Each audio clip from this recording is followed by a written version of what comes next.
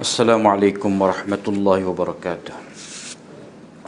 Bismillahirrahmanirrahim. Alhamdulillahi rabbil alamin. Wassalatu wassalamu ala asyrafil anbiya'i wal mursalin wa ala alihi wa sahbihi ajma'in. Allahumma 'allimna ma yanfa'una wanfa'na bima 'allamtana. Allahumma faqihna fid din wa 'allimna at-ta'wil wa zidna 'ilman ya rabbal alamin. Rabbi shrah li sadri wa yassir li amri wahlul 'uqdatam min lisani yafqahu qawli. Subhanaka la ilma lana illa ma 'allamtana innaka antal alimul hakim wa la hawla wa la quwwata illa billah. Nota ke sebelah ada sikit lagi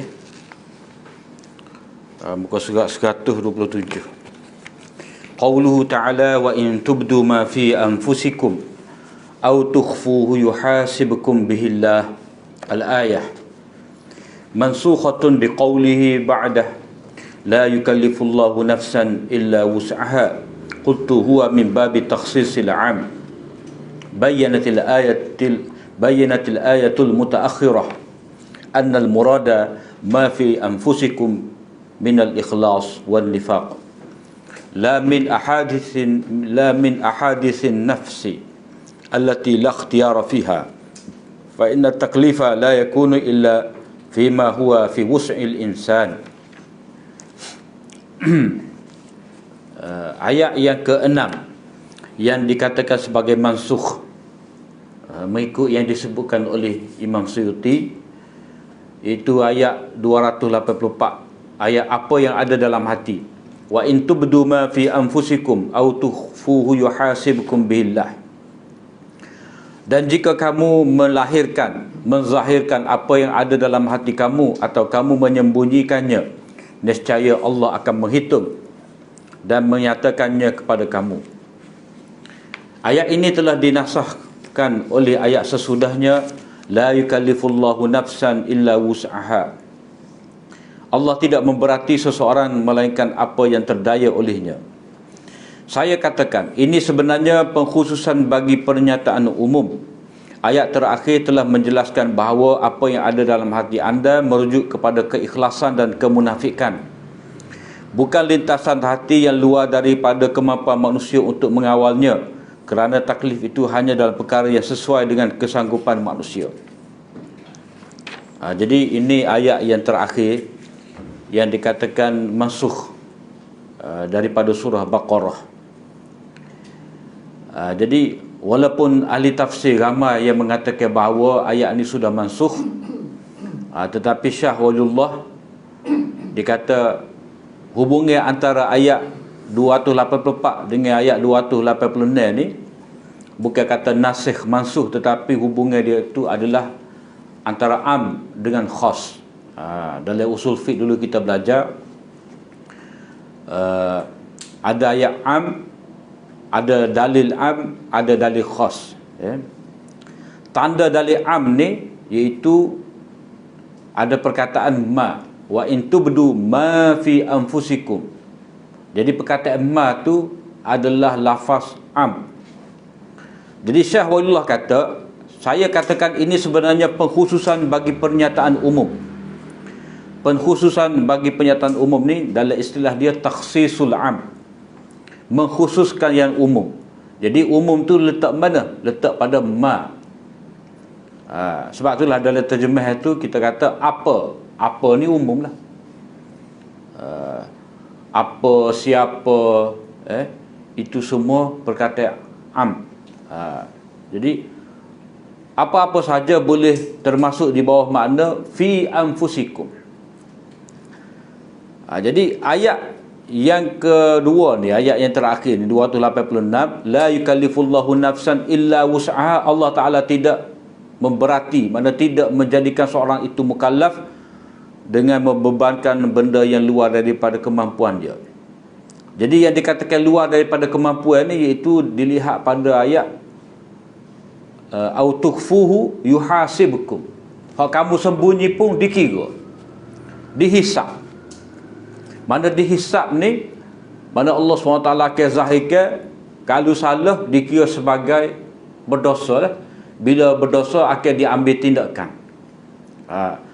Jadi kata Syah Waliullah, La yukallifullahu nafsan ini dia taksis ataupun membataskanlah.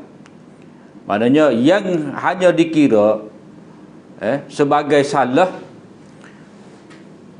daripada benda yang kamu sembunyikan dalam diri kamu itu gapo?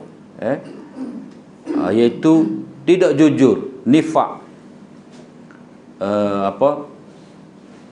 sifat riya, sifat jahat yang ada dalam diri kamu itu akan dikira oleh Allah SWT.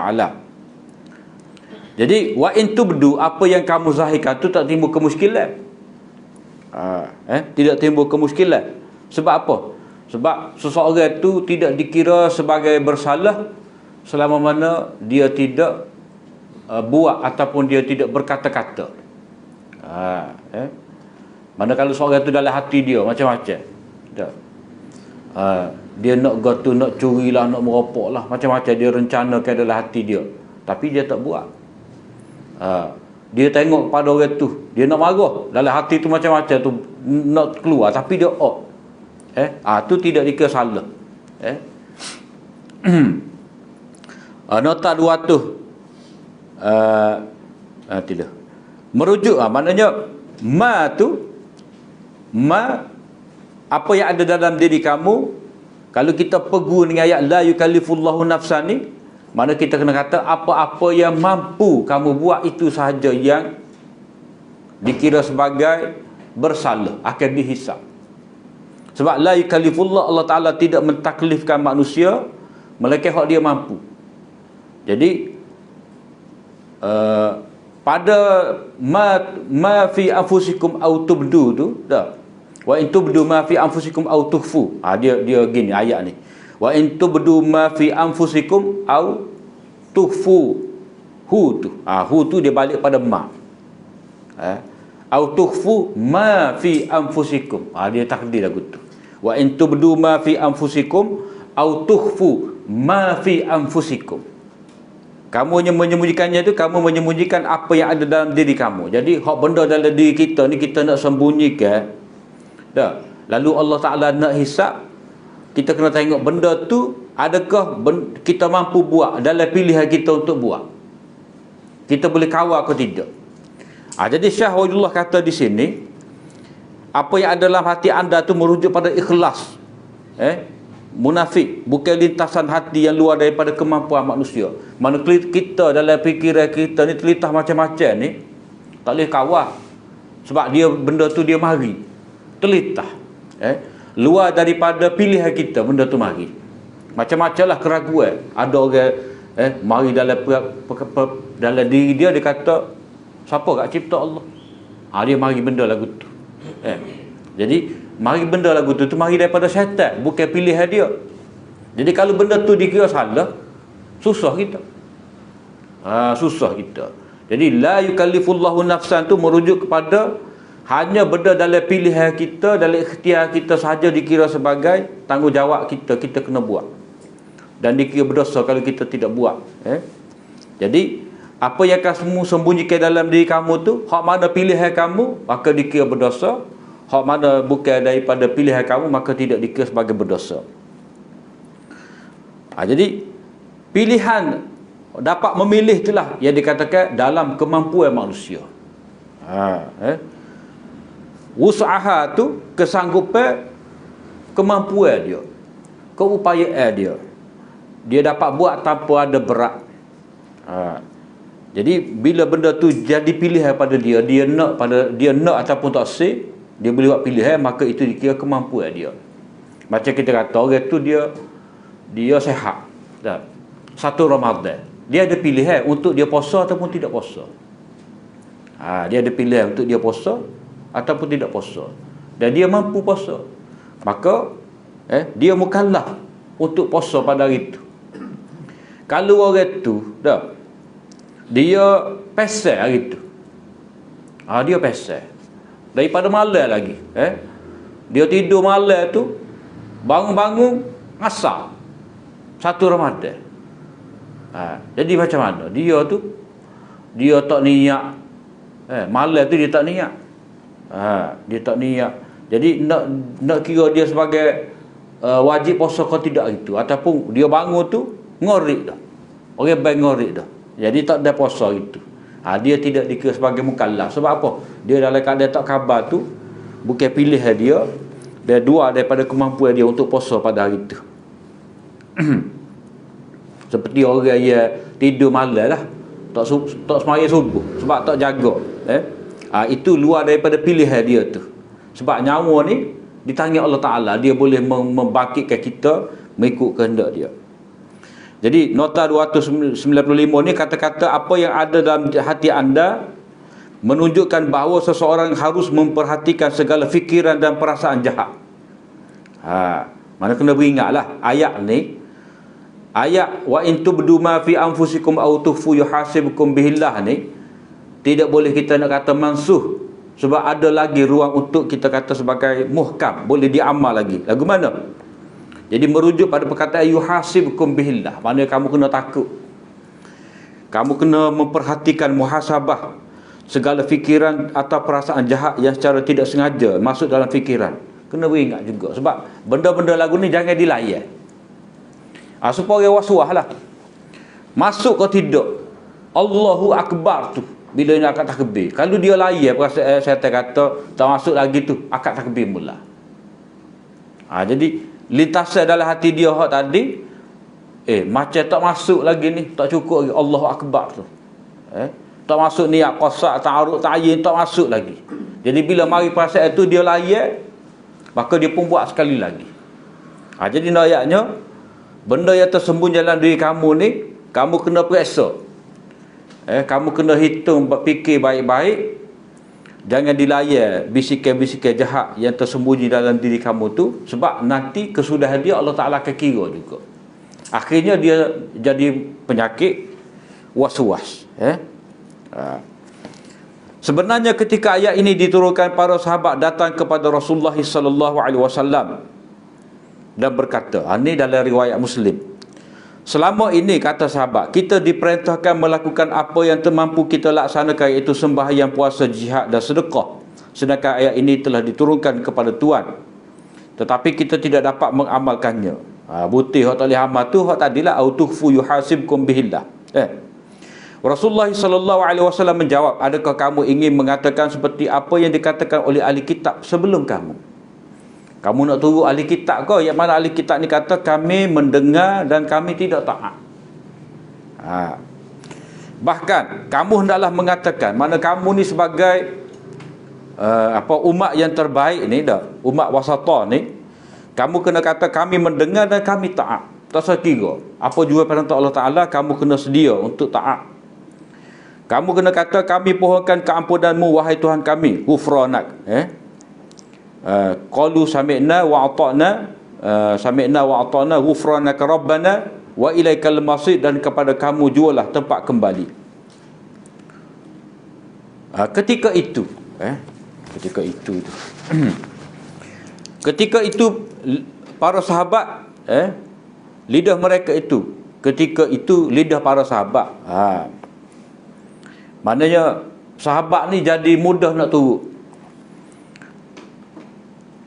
menjadi ringan. Allah Ta'ala menurunkan ayat berikutnya, amanar rasulu bima unzila ilaihi min rabbihi wal mu'minun kullun amana billahi wa malaikatihi wa kutubihi wa rusulih la nufarriqu baina ahadin min rusulih wa qalu sami'na wa ata'na ghufranak rabbana wa ilaikal masir. Al-Baqarah. Jadi terjemah dia tu, telah beriman Rasul dengan apa yang diturunkan kepadanya itu dari Tuhannya. Mana Nabi SAW beriman. Begitu juga orang-orang beriman. Kulun, semua mereka tu beriman dengan Allah. Mana Nabi dan juga orang beriman, mereka semua ni, yakni para sahabat beriman dengan Allah, dengan malaikat-malaikat, kitab-kitab, rasul-rasul. Dan mereka kata, la nufarriqu baina ahadin min rusulih. Kita tidak membeza-bezakan antara Nabi. Kita tidak bezakan antara Nabi Musa dengan Nabi Harun. Kita tidak bezakan antara Nabi Muhammad dengan Nabi Isa. Kita tidak bezakan antara Nabi Isa dengan Nabi Adam. Kita tidak bezakan antara Ismail dengan Ishak. Wa qalu sami'na, mereka berkata kami taat, kami dengar, kami taat. Ghufranak, kami minta keampunan daripada engkau wahai Tuhan kami, kepada engkau lah kami kembali. Apabila mereka melakukan perkara yang demikian, maka Allah menasahkan. Mana dalam kurungnya mengkhususkan. Ni sebenarnya nasah dalam hadis ni dah. Nasah ni dengan istilah mutaqaddim iaitu mengkhususkan. Seperti kita bincang awal-awal dulu. Lalu turunlah ayat la yukallifullahu nafsan illa wus'aha laha ma kasabat wa 'alaiha maktasabat rabbana la tu'akhizna in nasina aw akhtana. Allah tidak memberati seseorang melainkan apa yang terdaya olehnya. Ia mendapat pahala kebaikan yang diusahakannya dan ia juga menanggung dosa kejahatan yang diusahakannya. Jadi di sini perkataan laha ma kasabat tu merujuk kepada hak dia usaha, yakni setelah daripada dia pilih. Jadi hak lintasan hati tu dia mari serai, diganggu oleh syaitan, itu bukan hak dia usaha. Hak dia usaha tu bila mana dia layan. Dia layan perasaan. Mana sekali kita tengok orang tu dak, kita ada perasaan macam-macam, sangka baik, sangka buruk. Tapi kalau kita meneruskan sangka buruk tu, dikira kita ni sebagai orang yang bersangka buruk dah. Su'uzzan. Jadi mula-mula kita sangka dulu ada sangka buruk tu, tapi kalau kita buat tak tahu, dia akan habis gitu. Tapi kalau kita layak, kita cuba ngesah pula. Ngesah tu lah orang panggil apa? Tajassus. Wala tajassasu. Jadi bila kita cuba ngesah tu, maknanya kita cuba mengintip tajassus, maka itu daripada satu kesalahan dia akan pergi pada kesalahan yang lain. Sebab berpunca daripada pilihan yang dia buat. Mereka berdoa dengan berkata, wahai Tuhan kami, janganlah engkau mengirakan kami salah jika kami lupa atau kami tersalah. Jadi dalam bab taksis juga au tukhfu yuhasibukum tu maknanya hak tersalah. Ada hak kita salah. Salah dalam sangkaan kita, dalam lintasan hati kita. Itu kita anggap, kita minta dengan Allah Ta'ala jangan kira sebagai kesalahan. Begitu juga benda yang kita tidak sengaja, akhta'a. Akhta'a tu yang mana tak sengaja, tersalah. Allah menjawab, ya, na'am. Maknanya Allah Ta'ala terimalah. Allah Ta'ala mengakui. Dalam riwayat lain Allah Ta'ala kata, qad fa'altu, aku telah terima, aku telah buat. Maknanya Allah SWT tidak akan kira apa-apa yang kita buat ni sebagai salah kalau kita terlupa dan juga kita tak sengaja. Maknanya Allah Ta'ala Ya di sini maknanya Allah Ta'ala terima permintaan orang mukmin tadi, supaya kesalahan yang dibuat dalam keadaan terlupa, dalam keadaan tidak sengaja, tidak dikira berdosa. Rabbana wala tahmil alaina isran kama hamaltahu ala alladhina min qablina. Wahai Tuhan kami, janganlah engkau membebankan kepada kami bebanan yang berat sebagaimana yang engkau telah bebankan kepada orang-orang terdahulu daripada kami. Allah menjawab, ya. Mana kami, Allah Ta'ala kata ya tu maknanya aku tidak memberatkan kamu seperti mana umat dahulu diberatkan. Jadi kalau umat dahulu ni lagu mana berat kepada mereka ni? Kalau pakaian kena najis, kena gunting. Zakat 1/4 daripada harta. Kita ni rubul usyur 2.5%. 2.5%. Kalau dulu 1/4. 25%. 25% dulu. Dulu 25%. Kita jadi 2.5%. Wa'fu 'anna waghfir lana warhamna anta maulana fansurna 'alal qaumil kafirin. Dan maafkanlah kesalahan kami serta ampunkanlah dosa kami. Dan berilah rahmat kepada kami, engkaulah penolong kami. Oleh itu tolonglah kami untuk mencapai kemenangan terhadap kaum-kaum yang kafir. Allah menjawab, ya. Maksudnya Allah Ta'ala akan membantu orang mukmin dalam peperangan mereka, dalam jihad mereka. Kesimpulannya, ayat 286 ini tidak mansuh, tetapi lebih kepada penegasan tentang ilmu Allah yang maha mencakupi apa yang terzahir dan apa yang tersembunyi. Segala apa yang diusahakan oleh tubuh badan mereka dan juga hati mereka akan dihitung. Apa yang diusahakan oleh hati mereka termasuk perkara keimanan dan juga amalan hati seperti ikhlas, takwa, tawakal dan berharap dan sebagainya. Ini penting. Panggil a'malul qulub, amalan hati. Jadi au-tukhfu tu makna merujuk kepada amalan-amalan hati. Kemudian muka surat 129, ayat-ayat nasih dan mansukh dalam surah Ali Imran. Ayat yang ketujuh dalam senarai Suyuti, ayat 102, sebenar-benar takwa. Firman Allah Ta'ala, ittaqullaha haqqa tuqatih, bertakwalah kepada Allah, bertakwalah kamu kepada Allah dengan sebenar-benar takwa. Ali Imran. Ia dikatakan masuk dengan ayat fattaqullaha mastata'tum. Oleh itu bertakwalah kamu kepada Allah sedaya upaya kamu. Jadi kalau kata ayat ni masuk, pada apa tu imam baca nak minggu? Atas mimbar khutbah tu masuk. Tapi kalau kita baca jalan lain memanglah ada dia ayat ni masuk. Ni masuk. Banyak benarlah gitu. Sedangkan ayat ni mengikut Syekh Waliullah masih lagi boleh diamalkan, muhkam. Tidak boleh dibatalkan hukumnya. Jadi ittaqullaha haqqa tuqatih ni ayat ni selengkapnya. Ya ayyuhallazina amanu taqullaha haqqa tuqatih wa la tamutunna illa wa antum muslimun. Ingat belaka dah pun kita ayat ni. Ia dikatakan maksud dengan ayat fattaqullaha mastata'tum. Iaitu fattaqullaha mastata'tum wasma'u wa ati'u wa anfiqu khairan li anfusikum wa man yuqa syuhha nafsi fa ulaika humul muflihun. Jadi kata Syekh Wajullah, tidak ada mana-mana ayat yang boleh didakwa sebagai menasahkannya kecuali ayat ni. Biasanya kalau satu ayat ni dikatakan sebagai mansukh, maka ulama berbeza pendapat dalam menentukan manakah ayat yang menasahkan ayat tersebut yang dikatakan mansukh tu. Waktu kata ayat ni, waktu kata ayat ni, ada banyak ayat lah.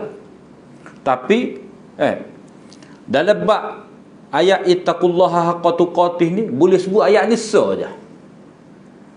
Boleh sebut ayat ni saja. Maknanya dari segi sama ni sama lawan. Kalau kata nasih ni banyak ayat-ayat dia walaupun dalam keadaan khilaf, tetapi setidak-tidaknya itu jadi hujah lah bahawa ayat tu sudah mansukh. Sekarang ni ayat ittaqullaha haqqa tuqatih dikatakan mansukh, hanya ada satu ayat. Setengah ayat lain dikatakan mansukh disebabkan oleh ayat ni, disebabkan oleh hadis ni. Tapi hak ni je habis terik ni. Saya mengatakan, kata Syekh Wajullah, ni taujih dia. Mana dia cuba cari jalan untuk pakai ayat ni. Kita kena ingat semua dalam bab nasih ni, nasih mansukh ni, punca ulama mudah nak kata hadis ayat ni mansukh. Punca ulama ni mudah nak kata ayat ni mansukh, ayat ni nasih dia disebabkan mereka tidak dapat jamu. Tidak dapat kompromi ayat. Biasanya kita ngaji hadis ni, kita ngaji usul fiqh ni, bila bertembung dua dalil kita kena selarahkan. Itu hak mula-mula. Kita kena selarahkan dulu. Kalau kita tidak dapat selarah, maka kita kena tengok tarikh bila zaman tu. Kalau ayat Quran kita tengoklah ayat ni dalam surah ni turun tahun berapa? Turun sebelum peperangan Badar ke, turun selepas daripada peperangan Ahzab ke, turun lepas daripada Hajatul Wada' ke? Kita kena tengok. Tetapi hak mula-mula sekali sebelum kita nak kata mansukh ni, kita cuba kompromi dulu, jamak dulu. Yang ni beramal dengan dua ayat tu. Patu sepatutnya. Sebab ayat-ayat ni diturunkan kepada kita untuk diamal, bukan semata-mata baca nak dapat pahala, tidak. Jadi kata Syah Waliullah, taujih dia, sebenar-benar takwa ni, sebenar-benar takwa bermaksud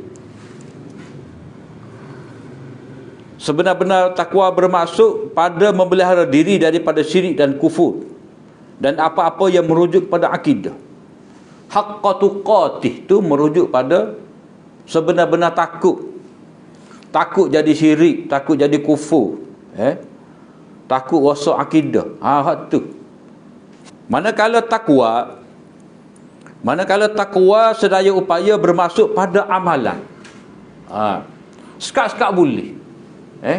Seboleh-boleh mungkin kamu kena berusaha bertakwa kepada Allah, yakni mengamalkan perintah-perintah Allah, menjauhi larangan-larangannya.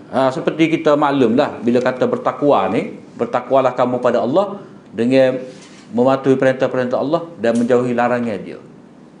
Tapi jaga kita dengar tu email dia hurai ayat ni kan, ya ayyuhallazina amanu taqullaha haqqa tuqatih ni. Kalau dia sebutnya dengan mematuhi perintah Allah dan menjauhi larangannya, dia kena kata dengan menjaga diri kamu daripada kufur dan syirik, memelihara diri kamu daripada neraka. Sebab hak tu takwa, perkataan takwa hak kita jumpa mula-mula apa dalam Quran, dalam surah Baqarah tu lah. Fa illam taf'alu wa lan taf'alu fattaqun naral lati. Fattaqun naral lati, takutlah kepada neraka. Jadi punca kita kena takut pada neraka ni, sebab tidak akan dapat masuk syurga bila masuk neraka ni kalau seorang itu mati dalam keadaan syirik, dalam keadaan kufur. Jadi pengertian takwa ni memanglah tuntutan takwa mematuhi perintah Allah, menjauhi larangan dia. Tapi hak paling utamanya takwa ni menjaga diri daripada neraka, menjaga diri daripada syirik, daripada kufur. Hak tu hak jelas kita tengok dari segi gapo mula-mula Al-Quran sebut pada kita. Jadi fattaqullaha mastata'tum ni kata Syah Waliullah merujuk kepada jenis amalan. Yang ni kepatuhan dalam melaksanakan perintah Allah semampu yang mungkin, ataupun menjauhi larangan Allah sebut kamu kena berhenti seboleh yang mungkin. Jadi kata Syah Waliullah lagi, sesiapa yang tidak mampu berwuduk hendaklah dia bertayamum. Mana dari segi melaksanakan perintah Allah, janganlah disebabkan tak ada air maka kamu tak sembahyang. Janganlah disebabkan pandemik Covid ni tak mai masjid. Kita tengok kau nak berjemaah, kau ramai mari patah. Dengar kita. So kata masuk. Kena buat jemaah patah kali. Jadi kalau tidak mampu berwuduk, kena bertayamum. Maknanya tetap kita ni berada di bawah perintah Allah. Maknanya kalau tak boleh sembahyang, mak ya zuhur, gitulah. Kalau zaman dah ni dah. Tak sadut gagal lah. Apa sekak orang tak lagi sembahyang jemaah. Dah ulit Amerika kata 5 orang je boleh pergi, 12 orang pergi AJK je. Jadi kita tak lagi ni kena patuh lah. Jangan duduk semaya luar pagar. Lebih baik ukah pagar. Jadi kita buat hak mana boleh buat, hak tak boleh buat tak sah lah. Sesiapa yang tidak mampu sembahyang berdiri, maka hendaklah dia duduk. Taujih ini zahir daripada konteks ayat. Jadi di sini Syah Waliullah dia guna siyak. Siyak. Konteks ayat ni dalam istilah dia panggil siyak, iaitu firman Allah Ta'ala. Maknanya kita baca hujung ayat ni sampai habis, wala tamutunna illa wa antum muslimun. Maksud siyak konteks ayat ni jangan ambil sekerak. Supaya ayat lepas pada ni lah apa tu, wa'tasimu bihablillahi jami'an wala tafarraqu. Ambil wala tafarraqu je. Habaq wa'tasimu bihablillah tu tak. Kita jangan pecah. Kita jangan pecah, tapi tak mayabah. Dia kena i'tisam bihablillah dulu. Jadi di sini seolah-olah Syahullah kata, jangan cepat nak kata ayat ni ittaqullaha haqqa tuqatih sudah mansuh. Sebab kena baca perhabis ayat. Kena tengok siap dia tu. Ujung ayat tu gapo? Wala tamutunna illa wa antum muslimun. Syahullah berhenti situ ni. Nota 299. Konteks ayat ini menunjukkan kepada hal iman dan akidah yang tidak boleh berkurang darjat keyakinannya. Jadi hak Syahullah kata tadi, wala tamutunna illa wa antum muslimun ni, dekat-dekat nak mati tu kena kekal sebagai Islam. Jangan tergugah iman kamu tu. Iman merupakan satu keyakinan yang putus lagi pasti pada peringkat tahqiq. Peringkat tahqiq ni mana tak bergenjok lah. Tidak goyah. Mana yakin betul-betul. Tahqiq. Maknanya dengan ada dalil. Kita meyakini dalil-dalil kekuasaan Allah Ta'ala, dalil rububiyah Allah Ta'ala tu. Lalu kita putuskan, jazamkan bahawa Allah Ta'ala lah pencipta kita, yang memelihara kita, dan kita kena beribadat dan berharap kepada dia. Jadi yakni iman ini adalah wujud secara berterusan sehingga nafas terakhir. Pada ketika itu tiada amalan yang mampu dilakukan melainkan amalan hati. Jadi dalam keadaan orang tu nazak nak mati lola, terlentang atas katil tu, dah terlebing gitu. Nak puasa tak boleh, nak semaya tak boleh dah. Nak semaya akad takbir jenega. Dah. Umur masa tu. Jenega. Raih mentah. Jadi nak beramal pada waktu tu payah dah, hak adanya kena ada amalan hati. Dan amalan hati yang paling kemuncak ialah yakin kepada Allah. Yani yakin bertemu dengan Allah. Faman kana yarju liqa rabbih. Siapa-siapa ia mengharapkan pertemuan dia dengan Allah SWT. Alladzina yazunnuna annahum mulaqu rabbihim. Orang-orang yang yakin dia bertemu dengan Allah. Jadi pada waktu tu dia yakin kepada Allah, yakin dia akan bertemu dengan Allah. Pada saat dia nazak, tiada amal yang dapat dilakukan melainkan amalan hati sahaja. Sebab itu ada ulama mentafsirkan maksud Islam di sini ialah ikhlas. Ikhlas ni jangan capu. Hanya Allah Ta'ala sahaja kita mengharapkan. Selama mana seorang itu hidup dengan menjaga iman, Islam dan ikhlas, maka itulah keadaannya di penghujung hayatnya. Jika dia menjauhi perkara yang bertentangan dengan tuntunan Islam, maka matinya itu sebagai seorang Muslim dengan limpah rahmat Allah. Itulah aturan Allah kepada hamba-hambanya. Ini konteks ayat ni. Wala tamutunna illa wa antum muslimun tu. Maknanya kamu kena Islam sehinggalah kamu mati. Wala tamutunna illa wa antum muslimun tu dengan makna kunu muslimina hatta tamutu. Hendaklah kamu jadi orang Islam sehinggalah kamu mati. Jangan kamu mati ni sebab kita nak mati tak boleh mati sendiri. Jadi perintah jangan mati ni, kita tak mampu nak mati sendiri. Kalau kita nak mati sendiri, dosa besar, bunuh diri. Jadi hak mana boleh kita buat apa? Kekalkan Islam sehingga mati. Tu maksud ayat ni. Jadi siapa mati tu dalam keadaan nazak, dalam keadaan tak mampu dari segi amalan, memang kita tak mampu. Hak mampu kita buatnya amalan hati, iaitu kena kekalkan sebagai mukmin yang ikhlas, yang selamat akidah dia, selamat tauhid dia, tidak ada syirik. Manakala konteks ayat At-Taghabun, fattaqullaha mastata'tum, itu dah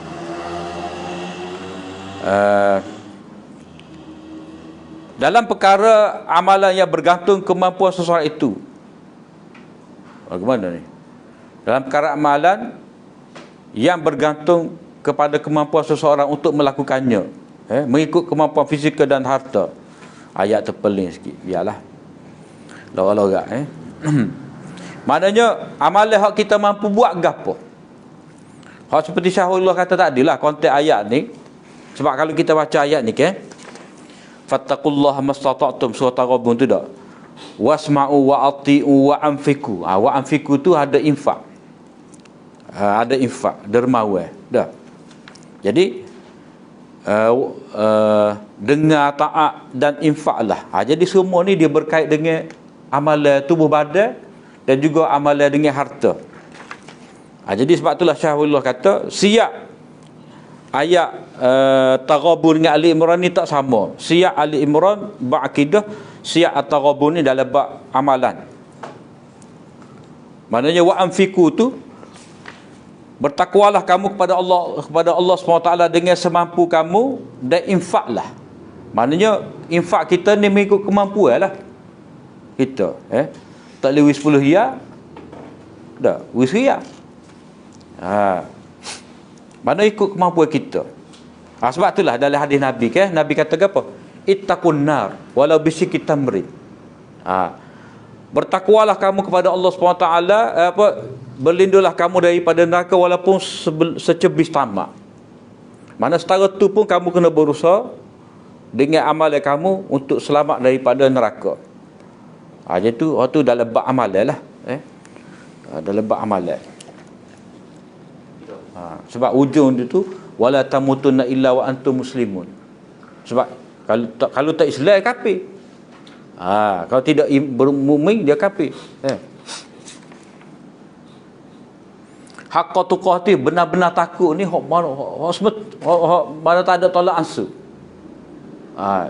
Benda tak ada tolak ansur ni berkenaan keyakinan kita dengan Allah, akidah dengan Allah. Sebab itulah kalau surah Taghabun tu kita boleh tengok disebutkan tentang amalan tu, amalan dengan harta tu. Sebab berlaku dakwaan nasab ialah kerana ayat ini kelihatan bercanggah dengan prinsip kaedah kulli lah. Tiada taklif di luar kemampuan manusia. Prinsip tiada taklif di luar kemampuan manusia ni ambil daripada ayat tadilah, la yukallifullahu nafsan illa wus'aha. Jadi maknanya kita nak benar-benar bertakwa pada Allah Ta'ala ni, seolah-olah tak mampu kita nak buat. Mana boleh orang betul benar-benar bertakwa pada Allah Ta'ala? Ni Nabi ya ni. Sebab kalau kata takwa tadi dengan erti patuhilah perintah-perintah Allah Ta'ala dan jauhilah larangan-larangan dia. Jadi kalau seorang tu dalam setiap masa semua keadaan dia nak jaga perintah Allah Ta'ala, siapa tak buat maksiat, payah. Ni Nabi ni. Wali tak boleh setahun ni. Jadi sebab kepada berlaku dakwaan nasah ialah kerana ayat ini kelihatan bercanggah dengan prinsip tiada taklif di luar kemampuan manusia. Perintah supaya benar-benar bertakwa tidak akan tercapai melainkan sentiasa dalam keadaan taat dan menjauhi maksiat, dan ini tentu sekali luar daripada kemampuan manusia. Kita tak gerak ni. Tu email cabut serban. Dia kata tak. Dalam ayat 133, 135, mana lepas pada ni? Lepas daripada ayat ya ayyuhallazina amanu taqullaha haqqa tuqatih ni dah. Mana dalam tajuk dia lagi. Dalam tajuk dia lagi. Itulah ayat bermula dengan ayat wasari'u ila maghfiratin min rabbikum wa jannatin 'arduha samawati wal ard uiddat lil muttaqin. Bersegeralah kamu kepada keampunan dari Allah dan syurga yang luasnya langit dan bumi, yang disediakan untuk bertakwa. Jadi bertakwa sebelum pada tu disebutkan keampunan. Jadi itu isyarat bahawa orang bertakwa dia kena dapatkan keampunan. Dia kena dapatkan keampunan ni tidak kerana dia ada lakukan dosa. Maknanya nak jadi orang bertakwa ni tidak semestinya tak ada dosa langsung. Tak mungkin. Orang bertakwa ni dia ada juga melakukan dosa.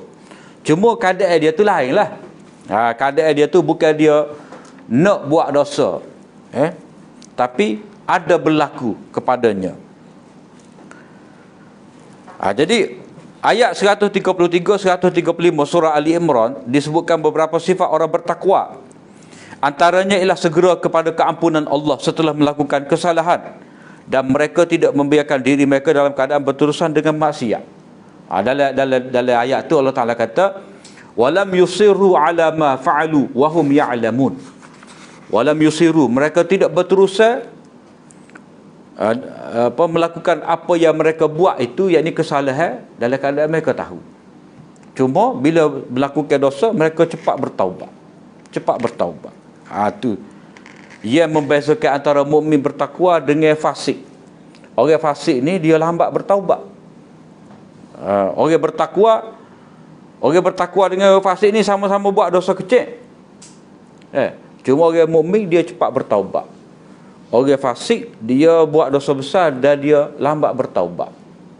Sebab itulah ulama kata apa? Ulama kata la saghirah ma'a istimrar.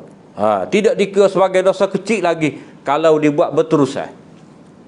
Kalau hari-hari buat dosa-dosa kecil ni fasik. Fasik. Bila fasik kan banyak perkara lah. Kita maya belakang dia pun walaupun sah tapi tidak berpahala.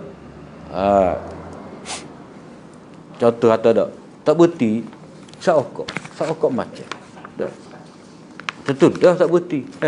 Pas kita nak maya belakang dia sah. Dari segi jaga perpaduan sah tapi tak ada pahala. Pahala gua susah.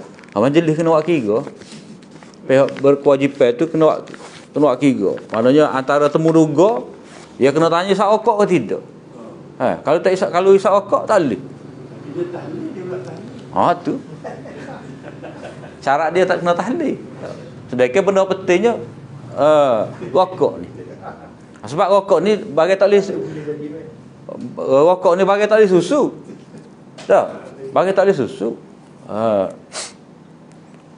Dengan bibir dia dah.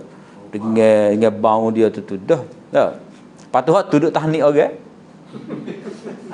Tahnik budak kecil tu dah. Bukan syarat takwa itu tidak pernah membuat kesalahan. Tak ada. Orang yang sentiasa bertaubat adalah orang yang taat.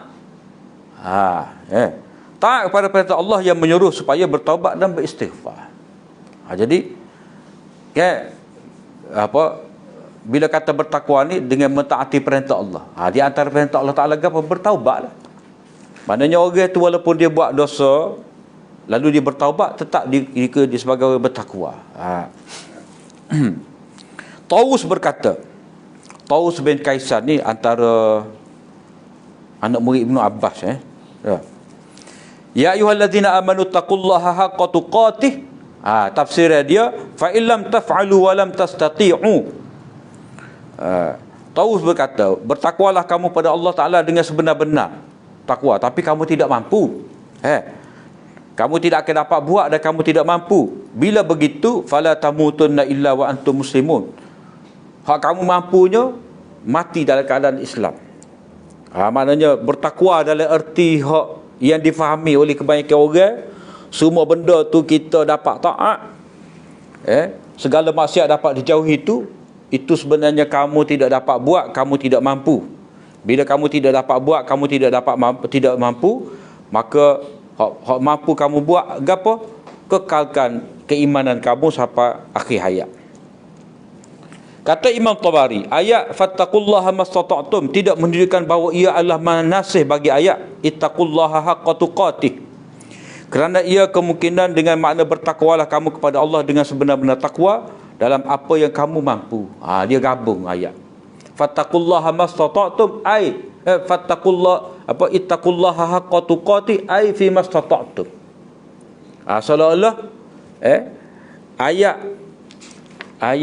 ayat fattaqullaha mastata'tum tu dia mukhassis kepada ittaqullaha haqqa tuqatih. Maknanya taujih Imam Tabari ni macam taujih Syah Waliyullah ayat Baqarah terakhir. Jadi Tabari kata ittaqullaha haqqa tuqatih ai fi mastata'tum, pada apa yang kamu mampu. Jadi pada apa yang kamu mampu ni hak khusus. Haqqa tuqatih ni mana umum. Jadi hubungan antara ittaqullaha haqqa tuqatih dengan fattaqullaha mastata'tum ni dia bukan hubungan nasih dengan mansuh, tetapi am khas.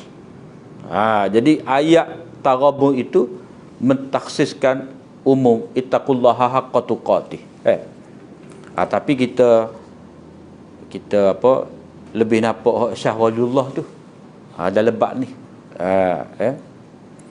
Sebab hujah dia konteks ayat, siap ayat. Siap ayat tu kena tengok. Itu cara kau akidah, ni cara kepada amalan.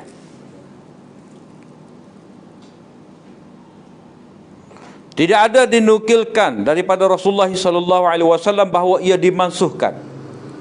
Apabila begitu maka wajib mengamalkan kesemuanya pada wajah, mana pada sudut yang boleh dikira sebagai sahih. Maknanya kita tetap kena pakai dengan cara yang betul lah, mana munasabah. Ayat-ayat nasih dan mansuh dalam surah An-Nisa, iaitu ayat yang ke-8 dalam senarai Suyuti, ayat 33 surah An-Nisa, adil dan murah hati kepada sahabat, iaitu ayat wallazina aqadat aymanukum fa'atuhum nasibahum, dan mana-mana orang yang telah kamu membuat ikatan setia dengan mereka maka berikanlah kepada mereka bahagiannya. Ayat ini dikatakan mansuh dengan ayat wa ulul arhami ba'duhum aula bi ba'din. Jadi cerita ayat ni yang didakwa sebagai mansuh ni, iaitu dalam masalah harta pusaka. Dalam masalah harta pusaka. Jadi hak kita maklumnya berdasarkan kepada ayat pusaka, hak dapat pusaka ni dengan sebab qarabah, dengan sebab apa? Inilah, ayah mewarisi anak, anak mewarisi ayah. Dah. Suami mewarisi isteri, isteri mewarisi daripada suami. Ada keadaannya abang adik-beradik mewarisi antara dia lah. Dah. Adapun ayat ni wallazina aqadat aymanukum ni, kalau kita baca dengan lengkap ni dah, ayat nota 300 tu, walikullin ja'alna mawaliya mimma tarakal walidani wal aqrabun wallazina aqadat aymanukum fa'atuhum nasibahum. Bagi tiap-tiap lelaki dan wanita yang telah mati, kami telah tetapkan orang yang berhak mewarisi peninggalannya, iaitu ibu bapa dan kerabat yang dekat. Dan mana-mana orang yang telah kamu membuat ikatan setia dengan mereka untuk membantu dalam masa kecemasan dan kesusahan, maka berikanlah kepada mereka bahagiannya. Mana ayatnya, orang yang kamu buat ikatan setia ni, mana kalau kita tengok dalam latar belakang, kita pun ada sebut dalam nota 302 tu, iaitu apa? Ketika sahabat mula-mula hijrah ni, ke hijrah ke Madinah kan, Nabi SAW mempersaudarakan antara Muhajirin dengan Ansar. Oleh kerana sahabat ni ada hak masuk Islam tu, dia masuk Islam sorang-sorang dia. Jadi bila dia sorang-sorang dia, Nabi SAW mempersaudarakan sahabat ni dengan sahabat Madinah, Muhajirin dengan Ansar. Dengan buat perjanjian, kira-kira adalah saling mewarisi antara satu sama lain. Kalau hak ni mati, hak tu mewarisi harta, hak ni mati, hak tu pula mewarisi harta. Jadi disebutkan lagu tu keadaan awal. Yang ni di antara sebab ataupun natijah daripada muakhah, persaudaraan antara Muhajirin dan Ansar, dia ada pewarisan. Didakwa sebagai ada pewarisan. Jadi orang yang mengatakan bahawa pewarisan itu berlaku dengan cara sumpah setia ni, dengan cara muakhah ini, dia kata itu sudah mansuh, tidak ada lagi, sebab turun ayat wa ulul arhami ba'dhum aula bi ba'din. Orang-orang yang mempunyai pertalian kerabat, anak beranak ni, setengahnya lebih berhak atas setengahnya yang lain menurut hukum kitab Allah. Maknanya ayah berhak mendapat harta pusaka daripada anak bila anak dia mati, lebih berhak daripada siapa? Daripada datuk. Tak. Lebih berhak ayah ni dapat berbanding dengan siapa dia lah, cucu ke, dah, ataupun anak lebih berhak daripada cucu. Sebab kalau ada anak, cucu tak boleh. Dah, saya setara mana pun tak boleh beri kepada cucu sebagai harta pusaka.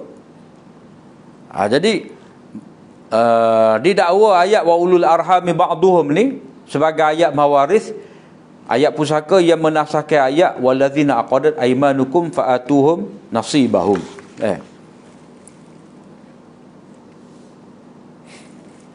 Jadi Saya mengatakan, kata Syah Waliullah, saya mengatakan zahir ayat bahawa pusaka itu untuk kaum kerabat. Memanglah, kalau mengikut ayat pusakanya, walikullin ja'alna mawaliya mimma tarakal walidani wal aqrabun, memang zahir ayat ni pusaka untuk kaum kerabat, bukan untuk orang yang kita akad buat perjanjian dengan dia tu. Adapun untuk kebajikan dan perhubungan itu untuk hamba yang dibebaskan, untuk hamba limaula muala. Kita salah terjemuh ni, bukan hamba yang dibebaskan ni. Maknanya orang yang ada sumpah setia. Kalau hamba yang dibebaskan tu memang dia dapat harta pusaka. Tak? Al-wala' liman a'taqa.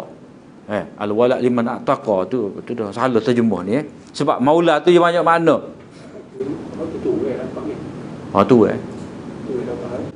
Tu kalau hamba dia bebas tu mati, tak? Harta tu boleh kau tuai. Kebajikan dan perhubungan itu untuk limaula muwala, untuk apa? Orang yang ada perjanjian setia, untuk orang yang mempunyai perjanjian setia. Maknanya tak timbul persoalan dah bahawa pusaka ni memang untuk anak beranak.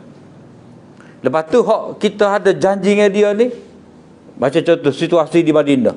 Oleh kerana sahabat ni daripada Madinah muhajir, selas pinggal tiba di Madinah, dia tak ada tempat tinggal, maka orang Madinah wui pada dia. Pelindungnya. Jadi dia duduklah di rumah kawan tu. Dah. Wui pantuan, kewangan, macam-macam lah. Hak janji nak bagi bini pun ada. Hak ni ada 4 orang bini. Dia mau pilih lah 2. Kawan 2. Dia buat lagu tu. Setara tu sahabat. Macam cerita Abdurrahman bin Auf lah. Dia kata, tak payahlah. Nak tawar bini ke apa. Oyak kedak ya. Mana dia tidak ambil kesempatan.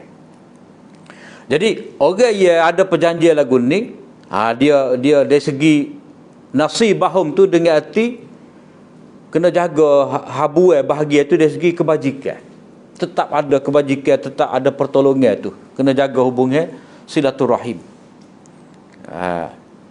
Jadi hak Syahullah sebut ni rekah.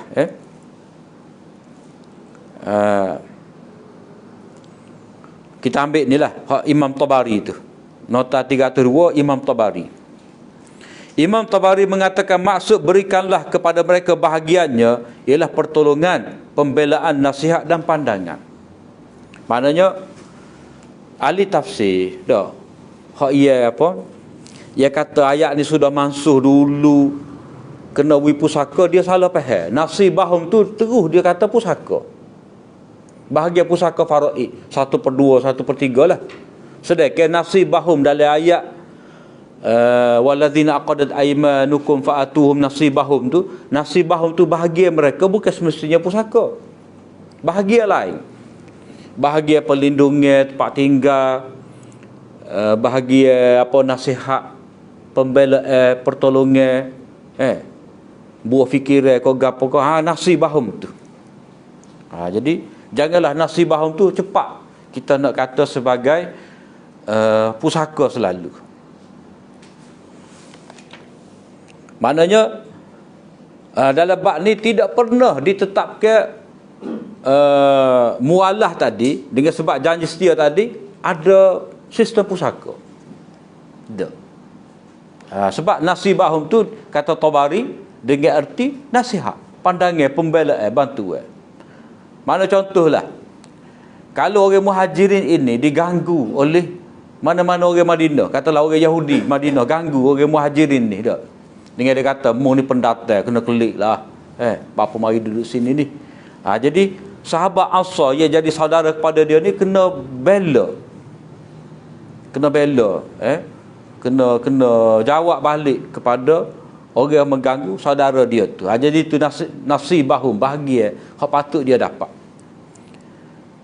Ataupun kalau kawan ni, Dah, orang muhajirin ni minta pandangan daripada dia, saya ni nak buat kerja gapo. Jadi dia kena sediakanlah tawar peluang pekerjaan. Ajak pergi kerja sekali ke, ajak pergi apa? Ukah pohon tamak sekali ke gapo kau ikutlah. Turut menyokong pendapat bahawa halif, halif tu maknanya orang yang ada sumpah setia, tidak mewarisi ialah kenyataan Syekh Rashid Ridha dalam tafsirnya Al-Manar. Setengah orang dia tak boleh tafsir ni Rashid Ridha ni. Biarlah kita pakar. Beliau mengatakan zahirnya surah An-Nisa diturunkan selepas surah Al-Anfal. Sebab wa ulul arhami ba'dhum awla bi ba'dhin ni surah Anfal. Surah Anfal ni lepas daripada peperangan Badar. Peperangan Badar tahun apa? Tahun kedua. Jadi wa ulul arhami ba'dhum awla bi ba'dhin ni, ini surah Al-Anfal. Surah Anfal tahun kedua. Adapun ayat walikullin ja'alna mawaliya ni, dah walladzina aqadat aymanukum fa'atuhum nasibahum ni, ini surah Nisa. Beliau mengatakan surah An-Nisa diturunkan selepas surah Anfal. Orang duk dakwa ayat Anfal ni lah menasakkan ayat An-Nisa. Jadi dari segi kaedahnya, ia menasahkan ni dia kena mari kemudian. Ia mansuh dia kena dulu. Maknanya kalau kata surah Al-Anfal ni turun pada tahun kedua Hijrah, surah An-Nisa ni dia kena mari pada tahun pertama Hijrah. Jadi dari segi kedudukannya, tarikhnya, surah An-Nisa diturunkan selepas surah Al-Anfal. Kerana surah Al-Anfal diturunkan pada tahun berlakunya peperangan Badar tahun kedua. Dan hukum pusaka disyariatkan sesudah daripada tu. Lewat sikit. Ayat yang kami tafsirkan ini turun setelah ayat pusaka, bukan kerana ia sesudahnya pada tertib surah. Memanglah dari segi tertib mushaf. Surah Al-Anfal ni surah ke berapa? Surah An-Nisa surah ke-4. Surah Anfal ni Maidah, An'am, A'raf, Anfal. Surah ke-9. Memanglah dari segi tertib mushaf surah Al-Anfal ni surah ke-9, surah An-Nisa surah ke-4. Tapi kita jangan tengok dari segi tertib mushaf, kita kena tengok tertib turun. Jadi tertib turun ayat Anfal ni dulu, baru ayat An-Nisa. Jadi hak kamu dakwa An-Nisa tu mansuh, sedangkan dia mari lewat. Kamu dakwa ayat Al-Anfal sebagai nasih, padahal dia mari awal. Dari segi tu tak kena. Bahkan ia mengisyaratkan kepada hukum-hukum pusaka. Maknanya ada isyarat Allah SWT nak suruh orang Islam ni kemah daripada awal lagi, sebelum muktamad mari hukum pusaka sudus, sulus, rubu', nisf tu Allah Ta'ala tetap dah. Harta pusaka ni biar berlega di kalangan anak beranak. Jangan pergi keluar. Seperti adat jahiliah dulu. Adat jahiliah dulu, bini tak boleh harta pusaka. Malah bini tu jadi saka. Dia bagi. Mak muda kita ni siapa dia nak? Orang jahiliah dulu kan? Ayah dia bini 10 orang. Dah. Hak muda sekali tu. Umur 18. Dah. Abang hak sulung umur 30. Dah.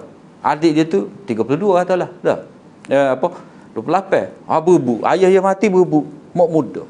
Jadi mak muda tak dapat harta pusaka, tapi dia tu sendiri pula jadi harta pusaka, bagi pula. Bagi pula anak-anak ni. Tu teruk zaman jahiliah dulu. Dan Allah menjelaskan bahawa Allah telah menetapkan bagi setiap ahli waris bahagian yang ditunaikan dengan sempurna kepadanya. Adakah logik ayat itu dalam keadaan demikian menegaskan hukum pusaka dengan tahalluf? Tak kena. Tahalluf tu ada sepastilah lah. Maknanya kita berdua sebagai macam adik-beradik, dah saling membela antara satu sama lain. Itu dikatakan tahalluf. Daripada ni lah panggil tahalluf siasi. Maknanya kalau nak bina negara, kena pakak parti-parti politik. Kalau ini tahalluf, dari segi tahalluf ijtima'i ni. Sesungguhnya Islam tidak mensyariatkan untuk manusia hukum pusaka dengan tahalluf. Tak boleh, tak kuat. Sebab perjanjian ni tak kuat. Bila-bila boleh roboh. Tapi pertalian darah tak boleh. Tak boleh gugat. Setara mana pun anak ni, dia tidak berbakti kepada kedua ibu bapa, tetap dia dapat harta pusaka. Cuma atas orang tu malu ke diri kau tak.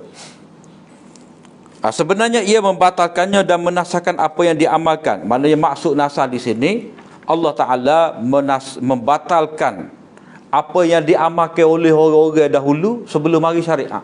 Maknanya nasah ni dengan arti membatalkan amalan. Amalan yang tidak mengikut kehendak Islam. Jadi penjelasan Syekh Rashid Ridha ini menegaskan istilah nasah itu sepatutnya difahami sebagai nasah apa-apa yang menjadi amalan orang ramai sebelum turunnya hukum syariat. Yakni istilah nasah mengikut mutaqaddimin, tidak mengikut ulama mutaakhirin dari kalangan usul fiqh. Gitulah. Kemudian ayat yang ke-9. Wallahu a'lam.